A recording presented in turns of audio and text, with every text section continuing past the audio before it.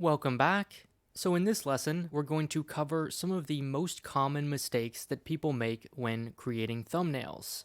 Now, I'm so glad you made it this far because in my opinion, this particular lesson is the most valuable in this entire course. These are the kinds of mistakes that people make over and over and over again, not knowing that they're doing them. And it costs them a ton of viewers. But these are not complicated things. They're really quick fixes once you know you're doing them. So actually, I would encourage you to write these down if you want to go that extra mile, and as you're making a thumbnail, ask yourself, did I violate any of these rules? I really want these mistakes to stick in your brain so that you never make them, but I also don't want to call anyone out or make anyone a bad example, so I'm going to talk about these in general ways, but I've also recreated 6 of my past thumbnails, change them a bit, and then we'll show them side by side to see which one is better, how these mistakes make the thumbnail worse, and give you something concrete to learn from. So let's see some of those examples. Here's the first one, and whether you've seen this video or the thumbnail or not does not really matter. Just look at the thumbnail, try and see if you can figure out what is wrong with this picture. And I'll give you a minute to think about that. Now this one was pretty easy, so if you guessed small text, you are correct. On the left is the version of the thumbnail that I released, and on the right is a version I recreated with smaller text.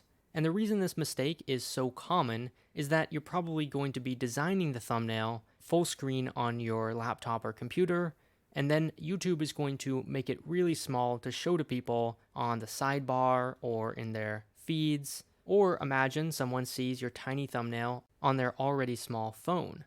That thumbnail is going to be really small in absolute terms, so make sure the text is big enough that people can see it no matter what screen they're looking at. Alright, moving on. Here's another one. Take a moment to think about what is going wrong here. And you might notice a pattern, and that is text. In this case, there's just too much of it. And text tends to be the most common source of problems for thumbnails.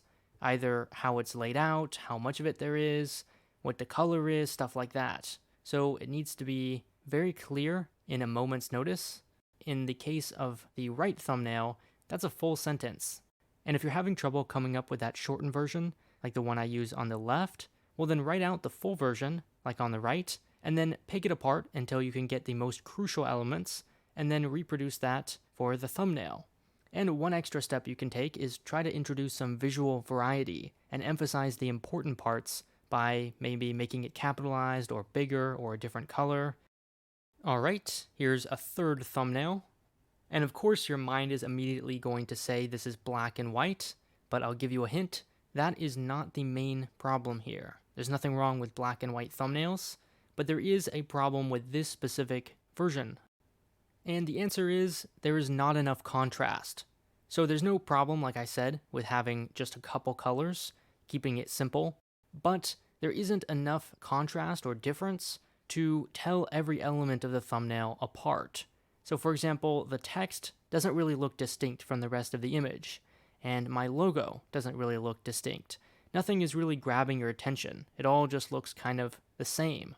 And more specifically, the text actually is hard to tell apart from some of the other elements. So the rectangle behind the word solved kind of blends in with the protractor behind it. So that's problematic. And for some thumbnails, contrast is so low that you can't actually even read the text. So obviously, that's a huge problem. Here's another example. And in this case, what you're seeing right here is the thumbnail I officially used for this video. But in hindsight, I recognize that I did make one big mistake here. So see if you can spot the theme of what's going wrong here. And the answer is there's too much going on. And where does that come from? Well, there's this temptation to kind of fill every empty space with elements. So in the left case, you can see that anytime there was a little bit of background showing, I just put a new element, a cloud or a rat or a sparkle to just fill up that space. But it's a little bit too much all at once, especially when the thumbnail is small. So on the right, I just cleaned it up a bit and made it a little bit more obvious what's going on. It's a little bit easier on the eyes. So don't be afraid to leave empty space. Empty space can tell a lot, and it can be very useful. Moving along, this one I gave you kind of a hint, and you'll probably notice the timestamp on the bottom right corner. And this is a super common mistake. And the reason that people make it is that you make the thumbnail, and then YouTube puts the timestamp of the video right here on the bottom right corner. You don't even think about that until after it's uploaded, and then it covers whatever is in that corner. So the lesson is, don't place anything important or anything small in the bottom right corner, because it will just get overlaid on top of. So in this case, I originally put the Chinese flag design in the bottom right corner, but the timestamp completely hides it, so you don't even know what that red thing is in the corner. And finally, we have a sixth mistake. This one, again, should be pretty obvious, and that's kind of the point. These red arrows and circles that you see all over YouTube, personally, I think that it comes from people trying to stand out, to get attention, but if you really need an arrow or a circle or some kind of big element on top of your design, probably your design was not obvious enough in the first place. Probably there wasn't enough visual distinction, or you weren't drawing people's eyes in as it already was. So I think if you're drawn to use those kinds of elements, like an arrow, stop right there and say, why is the arrow necessary? And then fix that problem. And actually, a secondary problem is that everyone has started to do this. You see these red arrows all over YouTube, and so they don't really stand out anymore. There's just so many of them that they actually blend in by trying to stand out. So don't make that mistake. Now I want to end this video with something actionable that you can use, and that is a website called thumbsup.tv.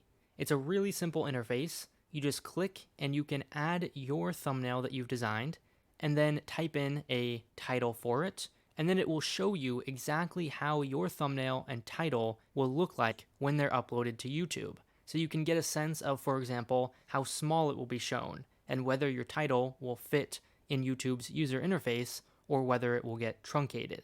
So this is a super useful, entirely free, no ad service.